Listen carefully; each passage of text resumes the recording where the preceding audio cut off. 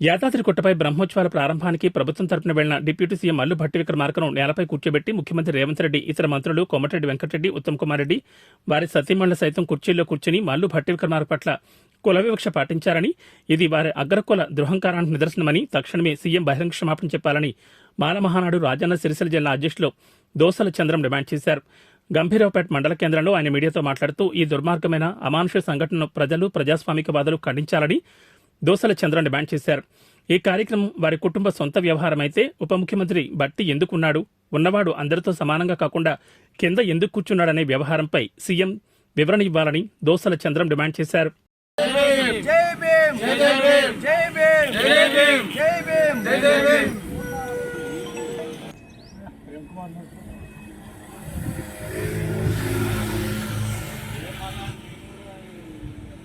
బ్రహ్మోత్సవాల సందర్భంగా రాష్ట్ర ముఖ్యమంత్రి మన 6 మంత్రులతో పాటు డిప్యూటీ సీఎం ఉన్న మల్లు భట్టి విక్రమార్క గారిని అక్కడ ఉన్నటువంటి ఆలయ ఈవో గారు మిగతా మంత్రులకేమో కుర్చీలు వేయడం జరిగింది. ఈయనకు మాత్రము నేల మీద బల్ల వేసి కూర్చోబెట్టడం అనేది సరైన పద్ధతి కాదు. దురహంకారానికి ఇది పరాకాష్ట.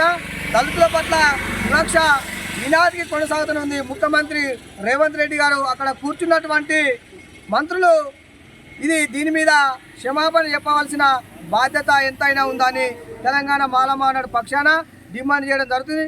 మంత్రులు, ముఖ్యమంత్రులు ఈరోజు రాజ్యాంగం మీద ప్రమాణం చేసి అందరూ సమానమని చెప్తున్నారు.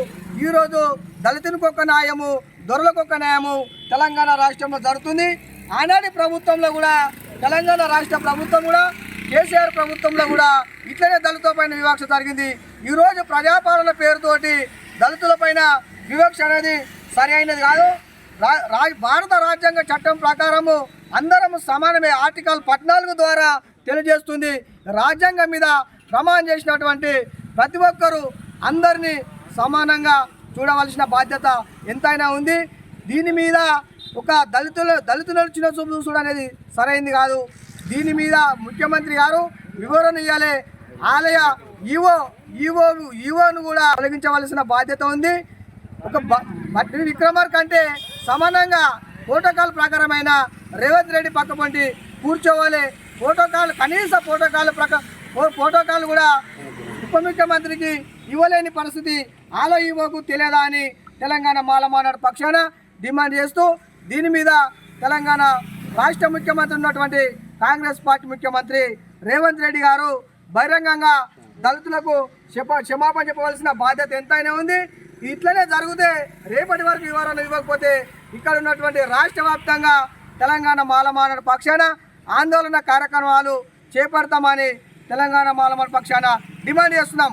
జై భీమ్, జై భీమ్. రాష్ట్రం ఏర్పాటు చేసుకున్న అతి కొద్ది కాలంలోనే ప్రభుత్వాలు మారినా, ఏ ప్రభుత్వం వచ్చినా కూడా దళితులపైన చిన్న చూపు చూస్తున్నానడానికి యాదాద్రి గుట్ట మీద బ్రహ్మోత్సవాల్లో జరిగిన ఉప ముఖ్యమంత్రి బట్టి విక్రమార్క తనను కింద కూర్చోబెట్టడము ఎంతో దళిత జాతికే అవమానకరం అని చెప్పేసి మేము చెప్తా ఉంటున్నాం.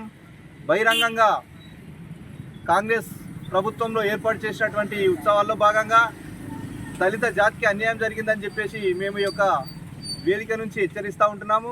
ఆయా పార్టీలో పనిచేస్తున్నటువంటి కూడా దళిత నాయకులు కూడా గుర్తుంచుకోవాల్సిన విషయం ఏంటంటే, తమకు ఆత్మగౌరవం లేని చోట పనిచేయడం కూడా ఎంతో అవమానకరంగా భావించాలి. వాళ్ళు ఇప్పటికైనా కూడా ఆత్మగౌరవంతో దళితుల మెదిలి ఏ పార్టీలో ఉన్నా కూడా తమ హోదాకు తగ్గట్టుగా తమ విలువలతో కూడా వారికి విలువనిస్తూ ఆయా పార్టీలు కూడా కాపాడుకోవాల్సిన బాధ్యత వారిపై ఉన్నదని చెప్పేసి గుర్తు చేస్తూ, ఇక ఏ పార్టీలో ఉన్నా అందరూ దీన్ని, ప్రతి ఒక్క పౌరుడు దీన్ని ఖండించాల్సిన విషయము.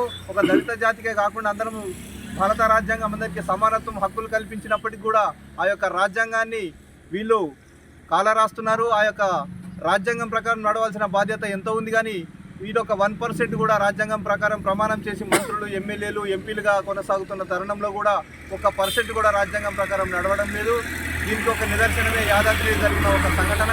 ఇలాంటి ఎన్నో సంఘటనలు కూడా రోజు రోజుకు రాష్ట్రంలో జరుగుతూ ఉంటున్నాయి. కానీ ఇది ఒక అధికారంలో ఉండి కూడా ఒక ముఖ్యమంత్రి చేయడం పని చాలా సిగ్గుచేటని చెప్పి భావిస్తూ, ఇలాంటి పునరావృతం కాకుండా కాంగ్రెస్ ప్రభుత్వం చొరవ తీసుకొని ఇకనైనా తన నిర్ణయాన్ని మార్చుకొని బహిరంగంగా ప్రజలకు క్షమాపణ చెప్పవలసిందిగా, దళిత జాతికి క్షమాపణ చెప్పవలసిందిగా మేము కోరుతూ మాలమాడ పక్షాన దీన్ని మేము ఖండిస్తూ ఉంటున్నాం.